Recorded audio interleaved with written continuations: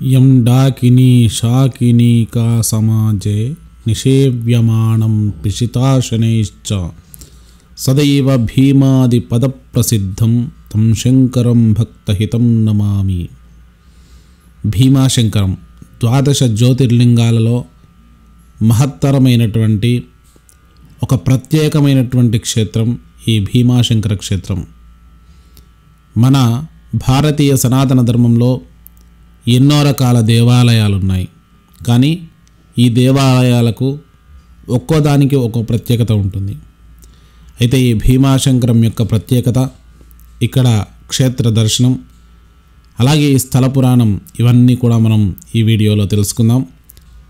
శివ పురాణాంతర్గతంగా ఎంతో మహిమాన్వితమైనటువంటి ద్వాదశ జ్యోతిర్లింగాల చరిత్ర మనం ఈ వీడియోలో తెలుసుకోబోతున్నాం. ఈ భీమాశంకర దర్శనం, అలాగే స్థల పురాణం, మరి అక్కడ చూడవలసినటువంటి ప్రత్యేకమైనటువంటి స్థలాలు, ఇవన్నీ కూడా ఈ వీడియోలో చూద్దాం.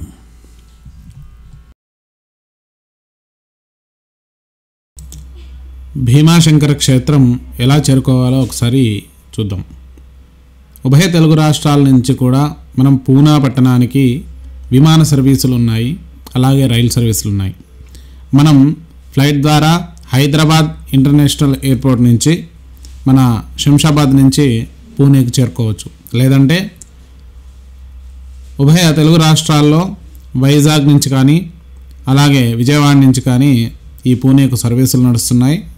లేదంటే బ్రేక్ జర్నీ ద్వారా కూడా వెళ్ళవచ్చు. ఇక రైలు సర్వీసుల గురించి చూస్తే హైదరాబాద్ నుంచి ఈ పూణేకు చాలా రైళ్ళు ఉన్నాయి. మనం ఐఆర్సిటీసీలో సెర్చ్ చేస్తే హైదరాబాద్ టు పూణే ట్రైన్స్ చాలా మనకు కనిపిస్తాయి. కోనార్క్ కానీ, లేదంటే హుసేన్ సాగర్ కానీ హైదరాబాద్ నుంచి చాలా వెళ్తాయి. సో రైలు ద్వారా పూణే రైల్వే స్టేషన్ చేరుకోవచ్చు. ఇక అక్కడి నుంచి మనం బయలుదేరి సుమారుగా 65 కిలోమీటర్లు ప్రయాణం చేస్తే మంచర్ గ్రామానికి చేరుకుంటాం. ఈ మంచర్ గ్రామం నుంచి సుమారుగా 65 కిలోమీటర్ల దూరంలో మనకు భీమాశంకర క్షేత్రం ఉంటుంది. ఈ మంచర్ నాసిక్ పూణే హైవే పైన ఉంటుంది. ఇక్కడి నుంచి మంచర్ నుంచి మాత్రం అక్కడి నుంచి ప్రత్యేక బస్సులు పూణే నుంచి కూడా మనకు అందుబాటులో ఉంటాయి. లేదంటే మంచర్ నుంచి కూడా మనకు భీమాశంకర్కు రెగ్యులర్గా వెహికల్స్ నడుస్తూ ఉంటాయి.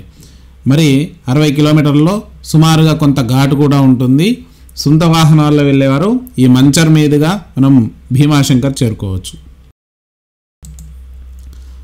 ఈ భీమాశంకర్ వెళ్తుంటే మనం సీజనల్గా వర్షాకాలంలో కానీ, మాన్సూన్లో చివరి దశలో వెళ్తే చాలా అద్భుతమైనటువంటి ప్రకృతి మనకు దర్శనమిస్తుంది. ఇక చుట్టూ చెట్లతో ఎంతో ఆహ్లాదకరంగా ఉండే ప్రయాణం మనస్సుకు ఎంతో ఆనందాన్ని ఇస్తుంది.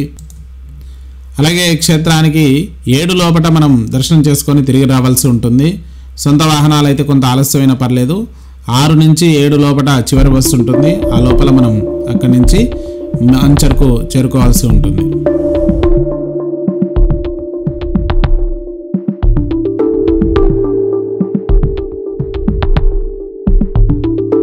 హలో, ఇప్పుడే భీమాశంకర్ చేరుకున్నాము. మరి భీమాశంకర్ ఇక్కడ 2 కిలోమీటర్ల ముందర మనకు ఒక పార్కింగ్ ప్లేస్ ఉంది. ఆ పార్కింగ్ ప్లేస్లో వెహికల్స్ అన్ని పెట్టేసి ఇక్కడ నుంచి ఘాట్ రోడ్లో వెళ్ళడం జరుగుతుంది. ఎవరైనా వెహికల్ తెచ్చుకున్నా కూడా ఇక్కడ నుంచే, ఇక్కడ లోకల్ ట్రాన్స్పోర్ట్ ఉంటుంది. ఒక ఫర్ హెడ్ 20 రూపీస్ ఈకో బండ్లు ఉన్నాయి, బాగున్నాయి. తప్పకుండా మరి ఇక్కడికి వచ్చినప్పుడు గుర్తుపెట్టుకోండి. ఖాళీ వీకెండ్స్ కానీ, హాలిడేస్ కానీ ఎప్పుడు వచ్చినా కూడా క్రౌడ్ అనేది చాలా ఇప్పుడు ఎక్కువ ఉంది. భీమాశంకర క్షేత్రం గురించి మనం తెలుసుకునే ముందు ఈ యొక్క స్థల పురాణాన్ని మనం తెలుసుకుందాం. పూర్వము భీముడు అనే ఒక రాక్షసుడు ఉండేవాడు. ఈ భీముడు అత్యంత పరాక్రమవంతుడు. తన పరాక్రమంతో మానవులను, దేవతలను ఇబ్బంది పెడుతూ ఉండేవాడు. అనేక రకాల విద్యలు తెలిసి, అనేక రకాల పరాక్రమాలతో లోకాలన్నిటికీ కూడా కంటకుడైనాడు. మరి ఈ భీముడి యొక్క తల్లి కర్కటి. మరి ఈ కర్కటి కొడుకుతో కలిసి సహ్యాద్రి పర్వతంపై నివసిస్తూ ఉండేది. ఒకానొక నాడు ఈ భీముడు తల్లిని ఈ విధంగా అడిగాడు. తల్లి, నా తండ్రి ఎవరు, అతని వృత్తాంతం ఏంది, నేను తెలుసుకోవాలని కోరుకుంటున్నాను అని అనగానే వెంటనే ఆ కర్కటి ఈ విధంగా చెప్పింది, నాయనా నీవు రావణాసురుడి యొక్క సోదరుడైనటువంటి కుంభకర్ణుడి యొక్క కుమారుడవు, కుంభకర్ణుడికి నాకు కలిగిన సంతానమే నీవు అని చెప్పి ఆ యొక్క కర్కటి తన కుమారుడికి చెప్పింది. అయితే ఈ కుంభకర్ణుడు రావణాసురుడి యొక్క సోదరుడు. కుంభకర్ణుడు రావణుడు ఇద్దరు కూడా లంకా నగరంలో ఉండేవాడు. సీతాదేవిని అపహరించగా రావణాసురుడు యుద్ధంలో రాముడు ఈ కుంభకర్ణుణ్ణి అలాగే రావణాసురుణ్ణి వధించాడు అని చెప్పేసి తన వృత్తాంతమంతా కూడా చెప్పింది. అలాగే పూర్వము మరి మీ తండ్రి గారును మరణించగా ఈ కర్కటి యొక్క తల్లిదండ్రులు కర్కటుడు అలాగే పురూష్కసి వీళ్ళిద్దరూ కూడా కూతురుతో కలిసి ఈ సహ్యాద్రి పర్వతంపై ఉండగా అగస్త్య మహాముని శిష్యుడైనటువంటి సుతీక్ష్ణనుడు అనే ఒక మహర్షి అక్కడ తపస్సాచరించుటగా ఆయనను సంహరించి తిందామని చెప్పేసి ఈ కర్కటుడు మరి ఆయన భార్య ఇద్దరు ప్రయత్నించగా వారిరువురిని కూడా ఆ సుతీక్ష్ణనుడు తన తపశ్శక్తితో భస్మమునర్చెను. ఆ భస్మం కాగా అదంతా చూసి అక్కడే నిశ్చేష్టురాలై ఉన్నటువంటి కర్కట విలపించసాగాను. అలా కొంతకాలం గడిచినాక ఈ కుంభకర్ణుడు మహాపరాక్రమవంతుడు ఈ సహ్యాద్రి పర్వతాన్ని చేరుకోగా ఈ కర్కటిని చూసి మోహించి ఆమెను బలాత్కారంగా పొందెను. ఆ తర్వాత ఆ కర్కటకి జన్మించిన వాడే ఈ భీముడు. మరి ఈ భీముడికి వృత్తాంతమంతా చెప్పి నీ తండ్రిని సంహరించింది ఆ రాముడు అని చెప్పగా విష్ణు సంజాతుడైనటువంటి రాముడి గురించి కోపోద్రిక్తుడైన ఆ భీముడు శ్రీ మహావిష్ణువు పైన నేను ఎలాగైనా పగ తీర్చుకోవాలి అని చెప్పేసి ఆలోచించసాగాను. ఇలా కొంతకాలం గడిచాక ఎలాగైనా నేను గొప్ప తపశ్శక్తిని పొందాలి అని చెప్పేసి బ్రహ్మను గూర్చి ఈ భీముడు తపస్సు చేశాను. ఇలా భీముడు ఘోరమైనటువంటి తపస్సు చేయగా సాక్షాత్తు బ్రహ్మదేవుడు ప్రత్యక్షంగా ఎక్కడా ఎవరికీ లేనటువంటి గొప్ప శక్తిని నాకు ప్రసాదించు, యుద్ధ కళలను నాకు ప్రసాదించువని ఆ యొక్క బ్రహ్మదేవుడి గురించి తపస్సు చేయగా బ్రహ్మ వరమిచ్చి అంతర్ధానమయ్యను. తర్వాత గొప్ప తపశ్శక్తితో ఈ యొక్క భీముడు ముల్లోకాలను ఆక్రమించి ఘోరమైనటువంటి పనులు చేయసాగాను. ఆ తర్వాత విష్ణువును కూడా బాధించసాగాను. ఈ ముల్లోకాలను జయిస్తూ మొట్టమొదట ఈ భూమిని కూడా జయించుటకు ప్రారంభించి కామరూపదేశరాజైనటువంటి సుదక్షణుని జయించుటకు వెళ్ళెను. ఆ సుదక్షణుడు గొప్ప శివభక్తి పరాయణుడు, నిరంతరము శివారాధన చేస్తూ ఉండేవాడు. గొప్ప యుద్ధం చేసి సుదక్షణుని ఓడించెను. తర్వాత ఆ సుదక్షుణ్ణి ఒక ఘోరమైనటువంటి చెరసాల్లో బంధించి అనేక రకాల శిక్షలు వేస్తూ ఉండెను. అలా అయినా కూడా భార్యతో కలిసి అదే కారాగారంలో నివసిస్తుండగా అలాగే అక్కడే శివభక్తి పరాయణుడై నిత్యము శివుణ్ణి స్తుతిస్తూ ఉండెను. అలా కొంతకాలం గడిచాక ఈ సుదక్షణుడు ఆ పరమేశ్వరుడికి ప్రీతికై ఒక శివలింగాన్ని ఏర్పాటు చేసుకొని మట్టితో పార్థివలింగ పూజా విధానంతో ఆ పార్థివలింగాన్ని అర్చించసాగాడు. ఇలా పార్థివలింగాన్ని అర్చిస్తుండగా ఆ యొక్క శివుడు అనుగ్రహించాడు.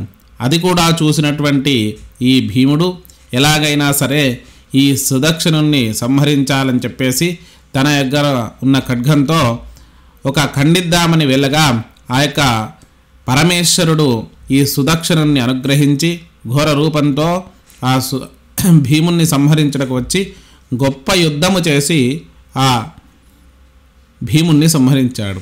మరి ఈ విధంగా భీముడి సంహారం జరిగిన ప్రదేశమే ఇప్పుడున్నటువంటి భీమశంకరం.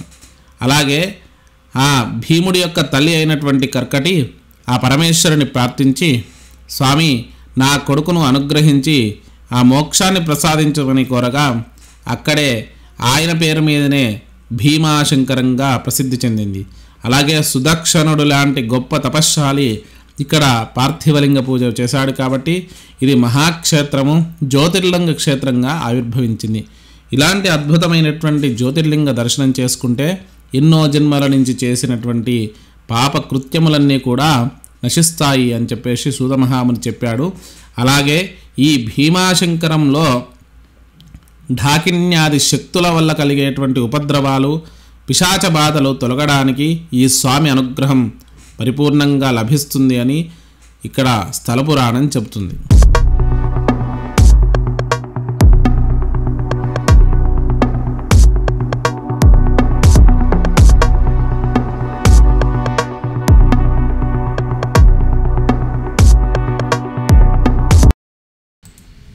మనం భీమాశంకర్ బస్టాండ్ చేరుకున్నాక ఇక్కడి నుంచి సుమారుగా 270 మెట్లు దిగాల్సి ఉంటుంది.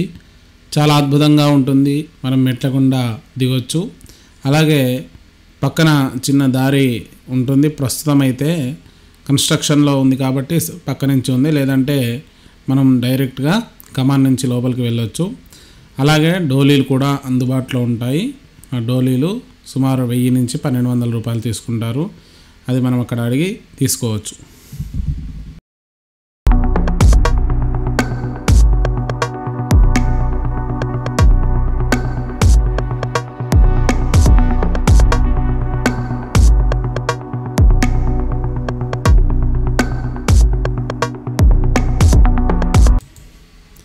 మేము వెళ్ళినప్పుడు భీమాశంకర్లో రద్దీ విపరీతంగా ఉంది. సెలవు దినాలు కావడంతో చాలా రద్దీగా ఉంది. మీరు వెళ్ళాలి అనుకుంటే అక్కడ 300 ప్రత్యేక దర్శనం కూడా ఉంటుంది. ఒక్కోసారి 500 పెడతారు, ఒక్కోసారి 300 పెడతారు. మరి 300 మేము వెళ్ళినప్పుడైతే ఉంది. అయితే అది రద్దు చేయడం జరిగింది. దానివల్ల మాకు 3 గంటల సమయం పట్టింది దర్శనానికి.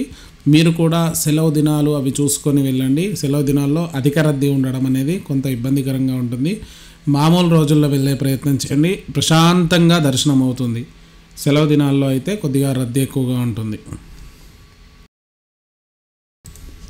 దేవాలయంలో కెమెరాలు అలౌ లేవు కాబట్టి ఇక్కడి వరకే తీయడం జరిగింది.